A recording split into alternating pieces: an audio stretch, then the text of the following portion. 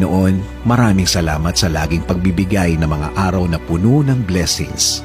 Salamat sa proteksyon mo na lagi kong kasama para sa akin at sa aking buong pamilya.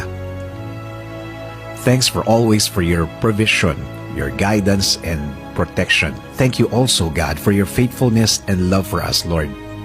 Panginoon, i-bless niyo po ang aking plano sa aking buhay at sa aking pamilya. Alam ko po na lagi niyo akong pinoproteksyonan kasama ng aking mga pangarap. Panginoon, hindi po ako isang perpektong tao at alam ko po na hindi rin perpekto ang aking plano. Pero kayo na po ang bahalang mag-ayos ng mga mangyayari. Dahil naniniwala pa rin ako, Lord, na ikaw ang mas nakakaalam ng bukas. Alam ko po, Lord, na marami pa akong dadaanan para matupad ang aking plano sa aking buhay. Pero alam ko po na bibigyan niyo po ako at ang aking plano sa buhay